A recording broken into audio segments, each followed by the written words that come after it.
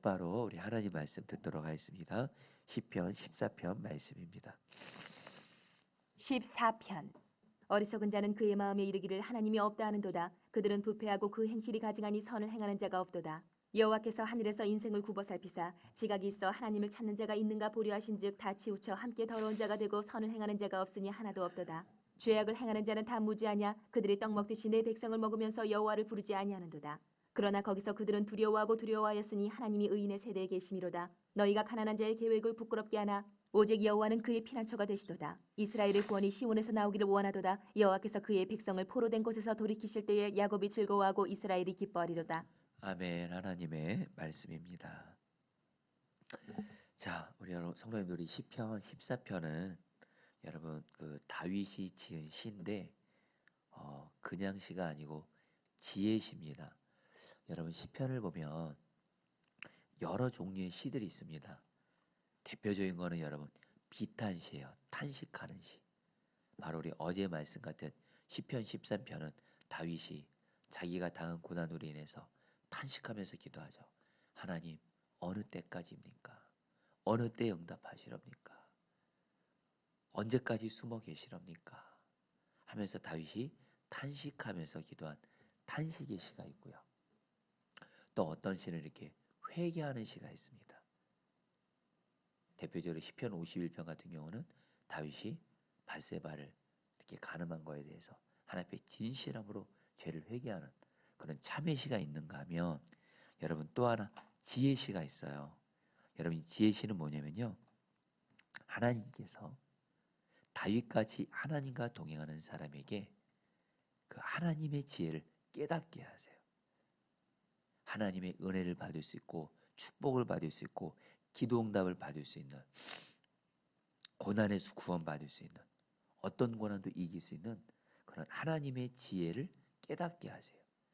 그러면 다윗과 같이 하나님과 동행하는 사람들이 여러분들 하나님이 주신 지혜를 이렇게 여러분들 이렇게 고백한 거 이게 바로 지혜신데 바로 여러분 시편 14편이 바로 여러분들 지혜십니다. 그러니까 여러분 이 시편 14편에 하나님의 하나님이 다윗에게 주신 지혜가 있는데요. 자, 성도님들 미리 말씀드리면 이 시편 14편 말씀을 통해서 하나님께서 하나님의 백성들이 하나님의 자녀들이 이 땅을 살아가면서 어떻게 하면 하나님이 주시는 은혜와 축복을 받아 누리고 어떻게 하면 고난에서 구원을 받고 고난을 이기고 승리하는지에 대해서 그 하나님의 지혜를 여러분 이렇게 말씀해 주고 계세요. 자, 우리 성도님들 저도 그렇고 여러분도 그렇고 이 세상을 살아가면서 우리 모두는 다 하나님의 은혜 없이는 못 살잖아요. 하나님의 은혜가 늘 우리 가운데 여러분 있어야 되잖아요. 축복이 있어야 되잖아요. 특별히 고난을 만나면 고난을 이기고 또 그 고난에서도 하나님의 보호하심과 승리가 우리에게는 꼭 필요하잖아요. 근데 어떻게 하면 하나님의 지혜를 그 하나님의 지혜를 우리가 어떻게 하면 그렇게 될 수 있는지를 시편 14편에서 다윗이 하나님의 지혜를 풀어놓습니다. 그러니까 여러분 우리는 오늘 말씀을 잘 귀 기울여 들으셔야 돼요. 먼저 여러분 다윗이 1절에서 이렇게 말합니다. 어리석은 자는 그의 마음에 이르기를 하나님이 없다 하는도다. 그들은 부패하고 그 행실이 가증하니 선을 행하는 자가 없도다. 여러분 여기서 어리석은 자가 어떤 사람이냐면요. 여러분 이 어리석단 말이 히브리어 원어로 나발인데요. 이 말은 영적으로 어리석다. 영적으로 지혜가 부족하다를 말해요. 소위 세상에서 말하는 뭐 IQ, 지능 지수가 낮거나 어떤 세상적으로 지식이 부족하거나 많이 배우지 못하거나 이게 어리석은 것이 아닙니다.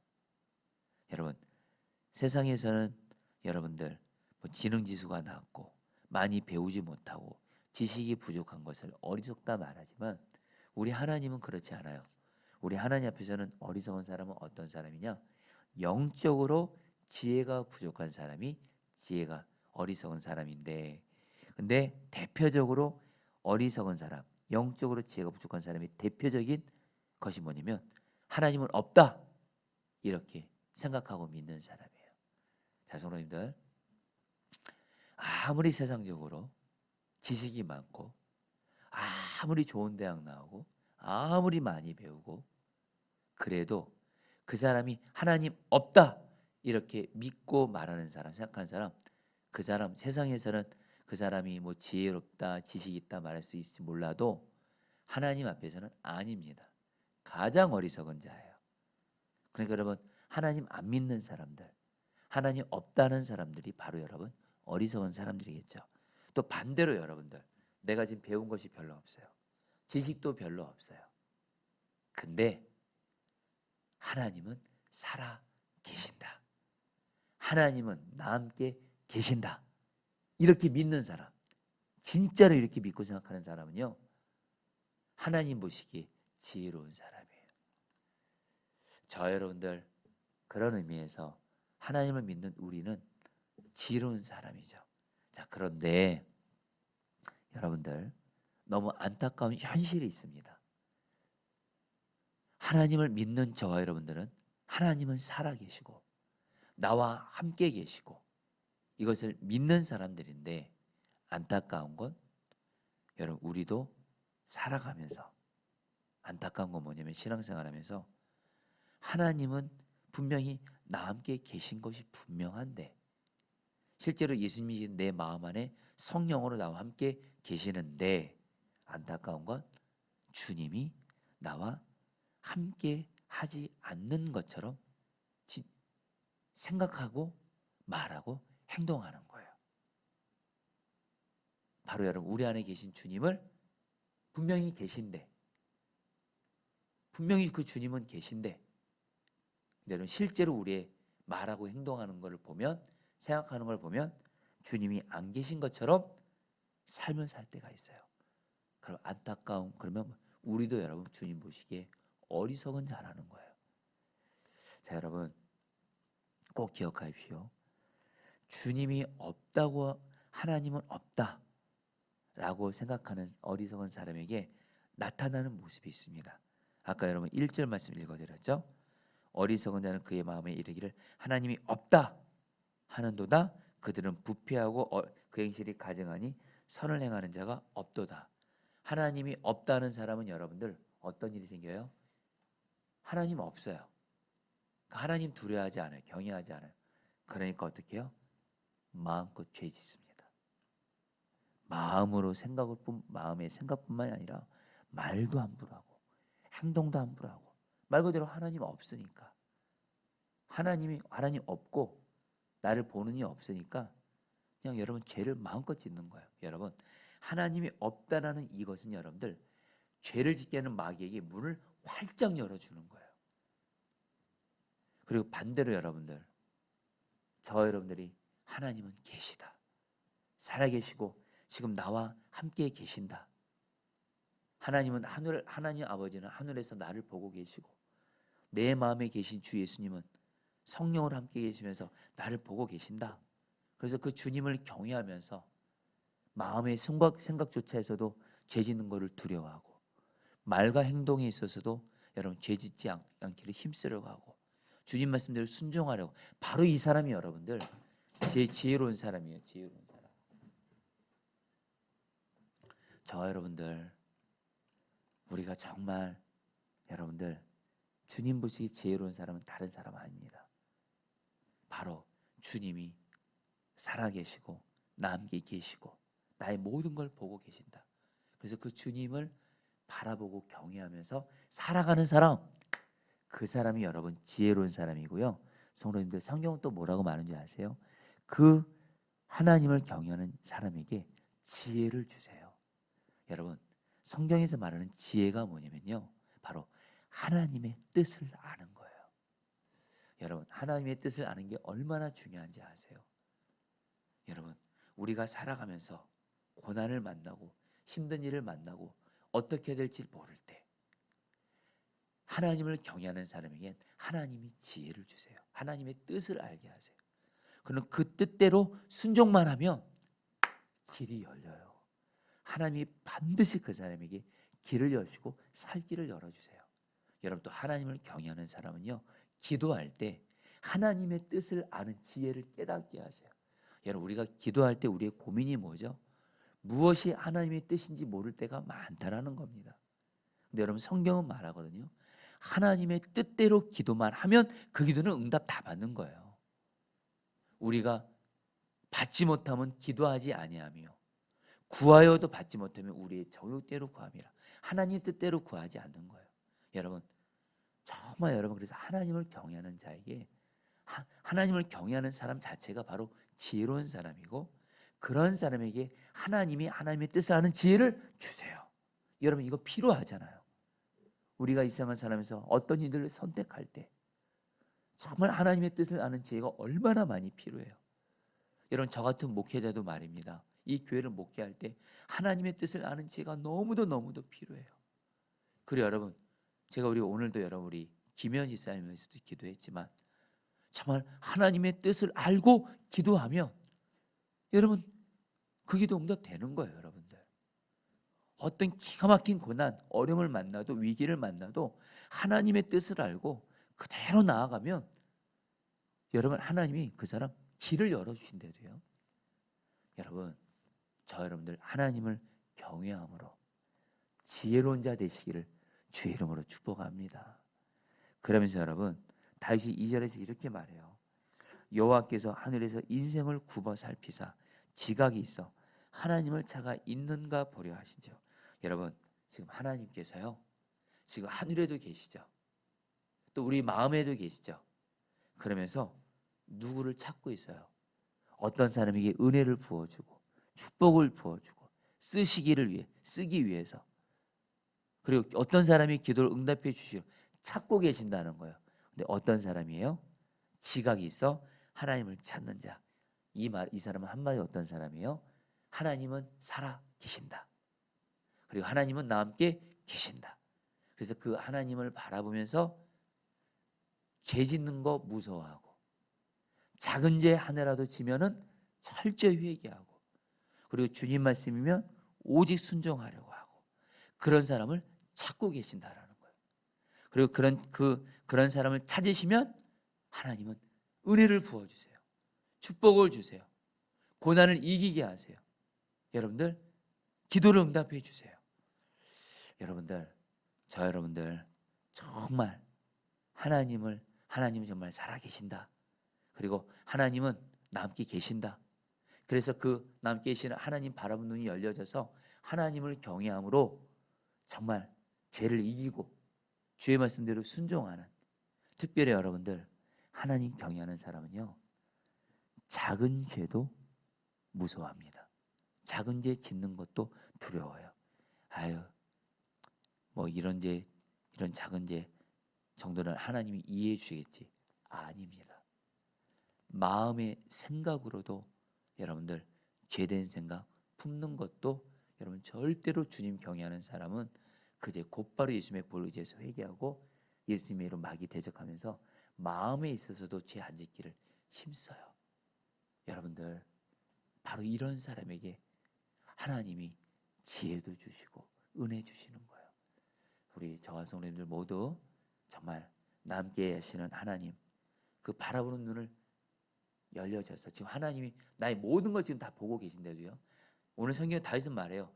다윗이 하나님과 동행하면서 하나님께 깨달은 지혜가 뭐라는 거예요? 하나님은 내 마음의 생각, 내 말, 내 행동 다 보고 계신다는 거예요. 그래서 그 하나님을 경외하는 사람에게 하나님은 그 사람이고 지혜로운 사람이고 하나님의 뜻을 아는 지혜를 주신다라는 거예요. 여러분, 오늘 저 여러분들 그런 하나님을 경외하는 지혜로운 자 되시기를 축복합니다.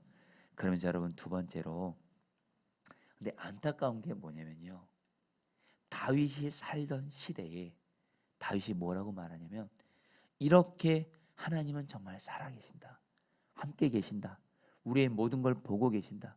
그래서 그 하나님을 경외하면서 죄 짓지 않기를 힘쓰고 하나님 말씀대로 순종하는 이런 사람, 하나님을 경외하는 사람이 많은 것이 아니라 적다라고 말해요. 3절 말씀 같이 제가 읽어드리겠습니다. 다 치우쳐 함께 더러운 자가 되고 선을 행하는 자가 없으니 하나도 없도다. 다시 뭐라고 말하는지 아세요? 하나님을 경외하는 사람이 자기가 보기에 하나도 없대요. 여러분, 실제로 다윗 시대도 그렇고 오늘날도 그렇습니다. 안타까운 현실입니다. 하나님을 경외하는 사람 사실은 너무 안타까운 현실이에요. 많지 않아요. 여러분, 정말 이 현실 앞에서 저는 갈망이 있어요. 하나님, 주님을 정말 경외하는 사람, 그래서 정말 작은 죄 하나라도 짓지 않기를 힘쓰고 주님 말씀이며 오직 순종하는 그 경외하는 사람이 별로 없다. 하나님, 제가 그 사람 중에 한 사람이 되게 해주세요. 우리 성도님들도 이 기도 하셔야 돼요. 다른 사람들 똑같이 하나님 경외하지 않는다고, 똑같이 예수 믿는다고 하면서 그냥 함부로 말하고 함부로 행동하고 은밀하게 죄 짓고 뭐 다 그런 거지 하면서 어떻게 세상 살면서 죄 안 짓고 살아 이러면서, 여러분 이게 여러분들 만연돼 있거든요. 똑같이 여러분 가시면 안 돼요. 여러분들, 저 여러분들은 하나님을 경외하는 사람이 소수인데 저 여러분들은 정말 주님을 경외하는 소수에 꼭 들어가게 되시기를 축복합니다. 그러면서 여러분들, 오늘 다윗이 뭐라고 말하냐면, 하나님을 경외하는 사람에게 어떤 고난이 생기냐면요, 주변에 하나님을 경외하지 않는 사람들이 하나님을 경외하는 사람을 괴롭히고 힘들게 해요. 4절 말씀, 죄악을 행하는 자는 다 무지하냐, 그들이 떡 먹듯이 내 백성을 먹으면서 여호와를 부르지 아니하는도다. 여기서 죄악을 행하는 자, 바로 하나님 경외하지 않는 사람이고요. 이 하나님을 경외하지 않는 사람들이 어떻게 해요? 하나님을 경외하는 백성들을 떡 먹듯이 먹는다, 이렇게 말해요. 한마디로 괴롭힌다라는 거예요. 여러분 이거 왜 하나님 경외하지 않는 자가 하나님 경외하는 사람을 괴롭히냐? 이유는 단순합니다. 하나님 경외하지 않는 자는 죄를 짓거든요. 그 뒤에 그 배후에 누가 역사요? 마귀가 역사. 여러분, 마귀의 주된 표적이 있습니다. 마귀의 주된 표적은 하나님 경외하지 않는 사람 아니에요. 하나님 경외하지 않는 사람은 이미 마귀의 종이 된 사람이에요. 이미 마귀에게 붙잡힌 사람이에요. 그러니까 마귀가 정말 노리고 공격하는 사람은 누구냐? 하나님 경외하는 사람이에요.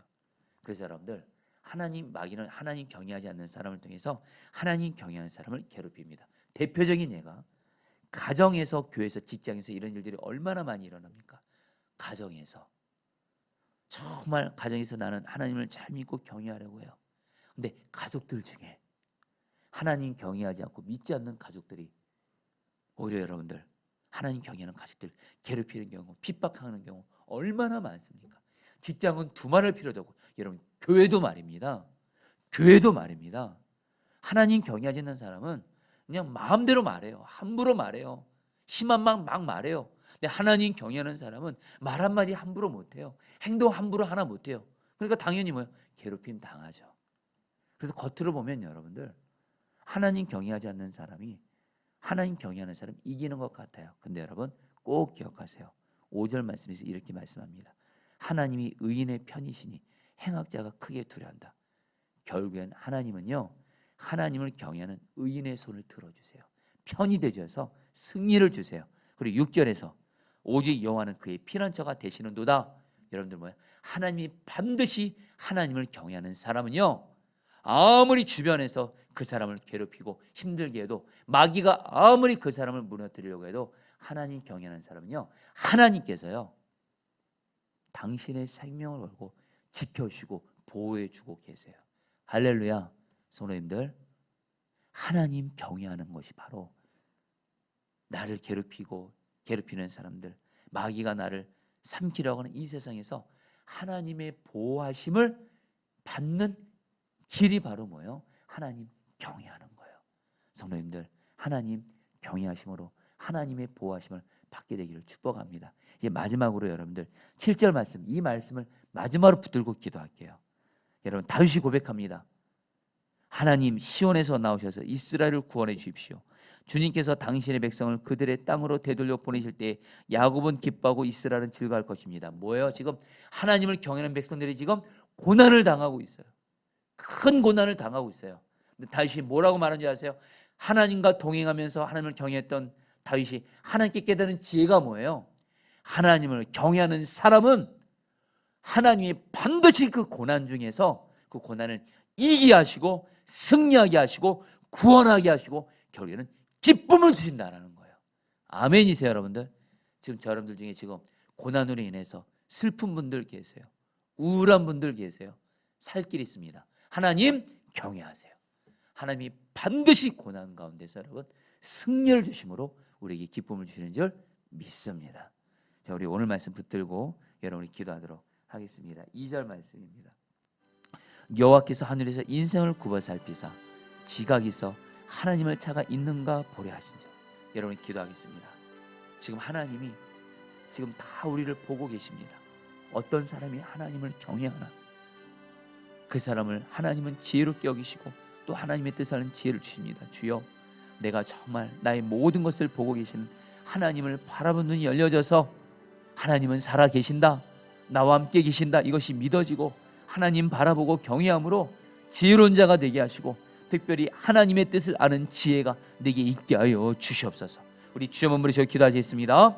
주여, 주님 기도합니다. 하나님 하늘에서 인생을 굽어 살피시고 하나님은 경외하는 자를 찾고 계시는 하나님, 또 우리 마음 안에 계셔서 정말 누가 주님을 경외하는지 보고 계시는 주님, 바로 저 자신이 주님을 경외하는 자가 되기를 원하고, 하나님 우리 코로나무교의 모든 목회자 성도들이 바로 주님이 찾으시는 주님을 경외하는 자가 되어지게 하여 주시옵소서. 주님이십니다. 주님을 경외함으로 지혜로운 자가 되게 하시고 전 주님의 뜻을 알아 주님의 뜻대로 말하는 주님의 뜻을 아는 지혜로 허락하여 주시옵소서.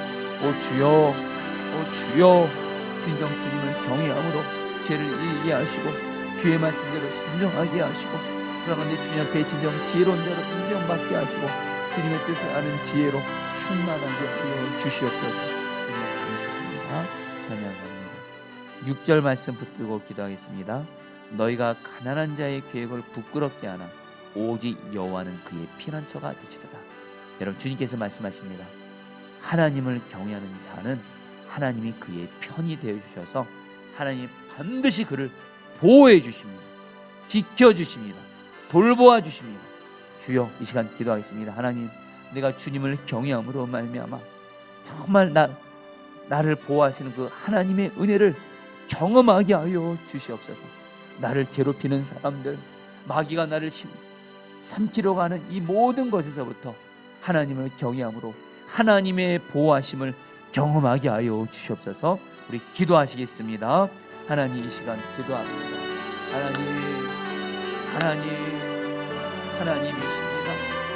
하나님이십니다.